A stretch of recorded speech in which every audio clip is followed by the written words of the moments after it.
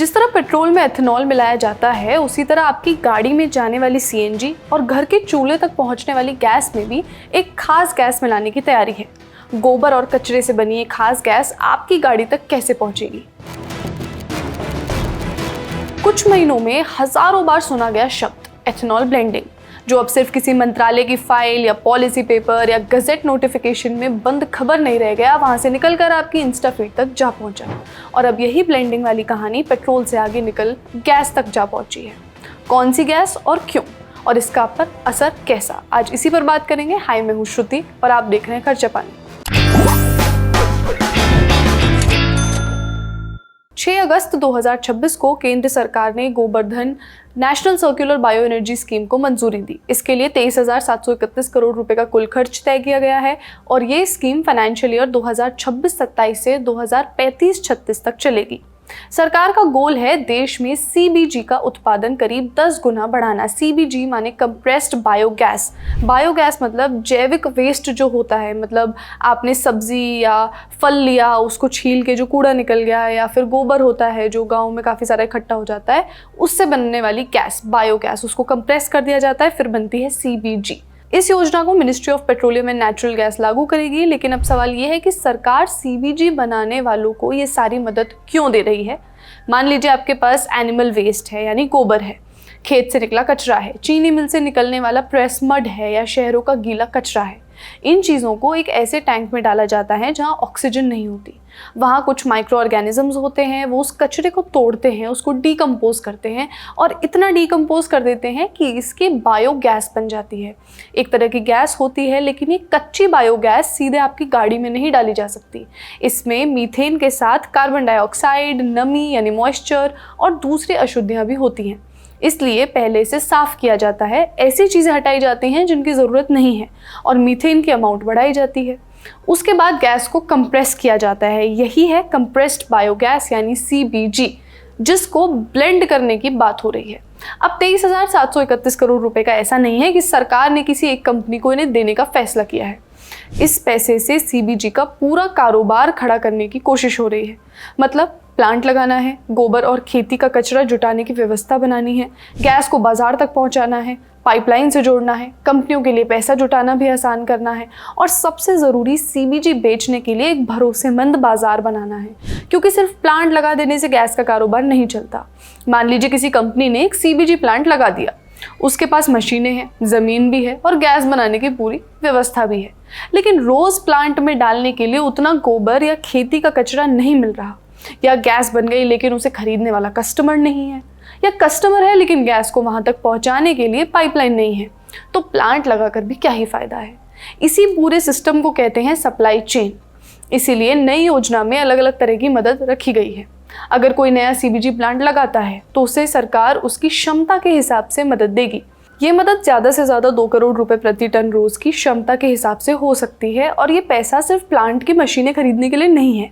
गोबर और बाकी कच्चा माल इकट्ठा करने की व्यवस्था, उससे बनी ऑर्गेनिक खाद को प्रोसेस करने जैसे इन चीज़ों में भी मदद का इस्तेमाल हो सकता है। इसके बाद आता है गैस को बाजार तक पहुंचाने का सवाल। सरकार सीबीजी प्लांट को ट्रंक पाइपलाइन और शहरों में गैस पहुंचाने वाले नेटवर्क से जोड़ने के लिए मदद करेगी। ट्रंक पाइपलाइन मतलब बड़ी लंबी पाइपलाइन जिनसे देश भर में गैस और तेल को पहुंचाया जाता है। इसका मकसद ये है कि प्लांट जहाँ पर लगा है और जहाँ गैस की ज़रूरत है, उनके बीच की दूरी बहुत महंगी ना पड़ जाए। अब सीबीजी और सीएनजी में फ़र्क समझिए। सीएनजी नेचुरल गैस से आती है, जो एलएनजी होती है उससे बनती है कंप्रेस्ड नेचुरल गैस। जबकि और जो एलएनजी है, एलपीजी है, वो तो हमें पता है कि ज़मीन से निकाली जाती है वो गैस, समंदर के अंदर से भी निकलती है कई बार। सीबीजी है वो गोबर, खेती के कचरे और दूसरे ऑर्गेनिक वेस्ट से बनाई जाती है। लेकिन दोनों में मेनली जो कंपोनेंट है वो मीथेन का होता है, CH4 मीथेन। इसलिए सही क्वालिटी और तय मानकों के हिसाब से तैयार की गई सीबीजी को प्राकृतिक गैस वाले मौजूदा सिस्टम में इस्तेमाल किया जा सकता है। अभी रिसर्च यही कहती है। एक बार सीएनजी और पीएनजी को भी जल्दी से समझ लेते हैं। सीएनजी यानी कंप्रेस्ड नेचुरल गैस, जिसका इस्तेमाल गाड़ियों में होता है, आपको पता ही है। और पीएनजी यानी पाइप के जरिए जो घर तक पहुंचने वाली नेचुरल गैस है। अभी आपको पता ही है कि जब ईरान और यूएस की वॉर चल रही थी और जो एलपीजी गैस थी उसकी कमी आ गई थी, देश में पहुंच नहीं रही थी, तो सरकार ने कहा था कि हम ज़्यादा से ज़्यादा पीएनजी के जो पाइप कनेक्शंस हैं उनको घरों तक पहुंचाना चाहते हैं, जिससे चूल्हा जलता है घर में। वही है ये पीएनजी जिसमें सीबीजी मिलाने की बात हो रही है। तो सीएनजी और पीएनजी दोनों प्राकृतिक गैस हैं। अब सवाल है कि सीबीजी को इनके साथ मिलाने की ज़रूरत क्यों पड़ी। शॉर्ट आंसर है क्योंकि भारत को नेचुरल गैस चाहिए और हमारी ज़रूरत की सारी गैस हमारे देश में नहीं बनती। मार्च 2026 के सरकारी आंकड़ों के मुताबिक भारत की टोटल नेचुरल गैस का जो कंजम्पशन है उसका लगभग आधा हिस्सा जो डोमेस्टिक प्रोडक्शन है उससे पूरा नहीं हो रहा। बाकी ज़रूरत के लिए इंपोर्ट पर डिपेंडेंसी है, यानी सड़क पर सीएनजी वाली गाड़ी चल रही है, घर में पीएनजी वाला चूल्हा भी जल रहा है और इस गैस की ज़रूरत पूरी करने के लिए भारत को बड़े अमाउंट में बाहर से गैस खरीदनी पड़ती है। और बाहर से गैस खरीदने का मतलब है डॉलर में पेमेंट। इसके लिए सरकार का तर्क है कि अगर देश के अंदर मौजूद गोबर, खेती के कचरे और दूसरे ऑर्गेनिक वेस्ट से गैस बनाई जा सकती है तो प्राकृतिक गैस की ज़रूरत का कुछ हिस्सा देश के अंदर से पूरा किया जा सकता है। इससे इंपोर्ट पर जो डिपेंडेंसी है, जो निर्भरता है, वो भी कुछ कम हो सकती है। यही वजह है कि पेट्रोल में एथेनॉल और गैस में सीबीजी की कहानी एक जगह आकर मिल जाती है। दोनों जगह सरकार की सोच ब्रॉडली एक जैसी ही है। जिस फ्यूल की हमें ज़रूरत है उसका कुछ हिस्सा देश के अंदर से बनाया जाए ताकि बाहर से खरीदने की ज़रूरत कुछ कम हो। लेकिन अब कहानी का सबसे ज़रूरी सवाल, अगर ये आइडिया इतना अच्छा है तो 2018 से गोवर्धन चल रहा है, फिर आज भी सरकार को इतने बड़े एलोकेशन की क्यों ज़रूरत पड़ रही है? क्योंकि हर स्कीम के साथ होते हैं कुछ चैलेंजेस। देखिए, गोवर्धन की शुरुआत 2018 में स्वच्छ भारत मिशन ग्रामीण के तहत हुई थी। उसका बड़ा मकसद गांव में गोबर, रसोई से बचे हुए सामान, खेती के कचरे और दूसरा जो जैविक कचरा होता है, ऑर्गेनिक वेस्ट होता है, उसको इस्तेमाल करके बायोगैस और बायो स्लरी बनाना था। यानी इसका फोकस सिर्फ गाड़ी का फ्यूल बनाना नहीं था, गांव में कचरे को संभालना और उसे कुछ बेटर, कुछ यूजफुल बनाने का था। जनवरी 2026 तक सरकारी आंकड़ों के मुताबिक देश में 189 चालू सीबीजी प्रोजेक्ट्स थे। इसके अलावा 979 चालू कम्युनिटी और क्लस्टर बायोगैस प्रोजेक्ट्स भी थे। यानी काम हुआ है, लेकिन अब सरकार जिस स्तर की बात कर रही है, आप जो ब्लेंडिंग की बात कर रहे हैं, उसके लिए सिर्फ कुछ 100 प्लांट काफ़ी नहीं होंगे। और यहीं से इस प्लान के चैलेंजेस निकल कर आते हैं। पहली समस्या है कच्चे माल की। भारत में खेती का कचरा बहुत है, गोबर बहुत है, शहरों में गीला कचरा रोज़ निकलता है, कई हज़ार किलो। लेकिन किसी सीबीजी प्लांट को सिर्फ ये पता होना काफ़ी नहीं है कि उसके आसपास बहुत सारा कचरा है।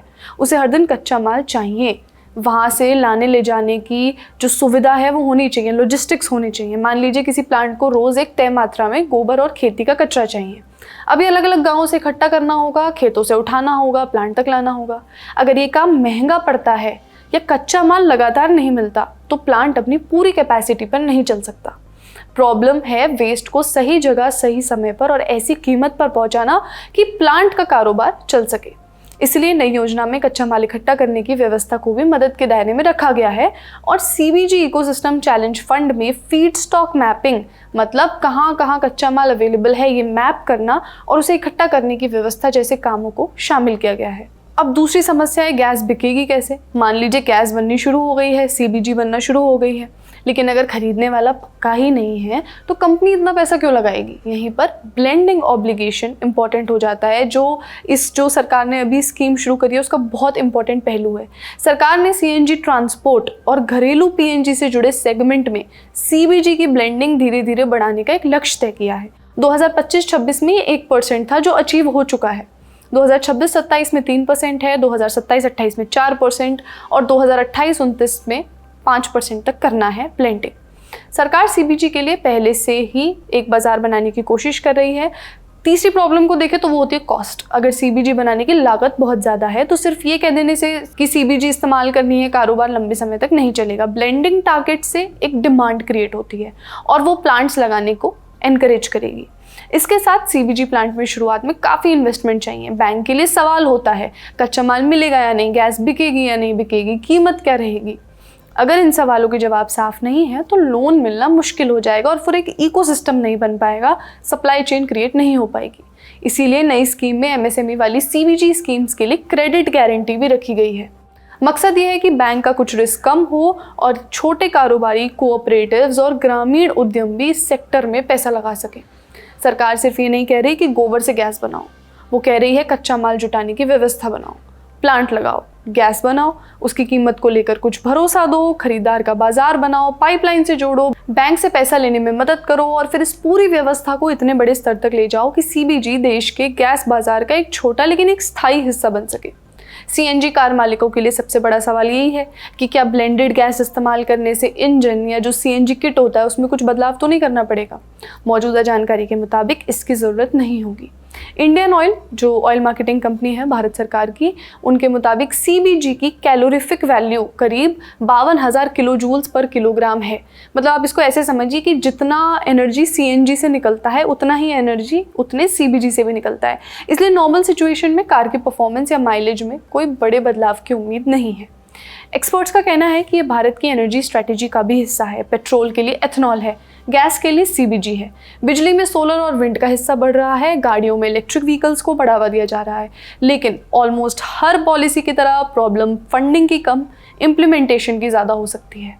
असली परीक्षा ये है कि क्या प्लांट लगातार चलेंगे, क्या ये फंडिंग का पैसा प्लांट्स तक पहुंच पाएगा, क्या कच्चा माल लगातार और सही कॉस्ट पर मिलेगा, क्या आम आदमी के लिए फ्यूल महंगा तो नहीं हो जाएगा जैसे पेट्रोल से भी महंगा इथेनॉल हो गया है, क्या गैस की कीमत इतनी होगी कि प्लांट चलाने वालों का कारोबार टिक सके, क्या पाइपलाइन समय पर पहुंच जाएगी। पेट्रोल में एथेनॉल की कहानी ने हमें बताया कि फ्यूल में ब्लेंडिंग सिर्फ किसी सरकारी फाइल का फैसला नहीं होती, उसका असर आपकी गाड़ी तक आता है, आपके खर्च तक आता है और देश के इंपोर्ट बिल तक आता है।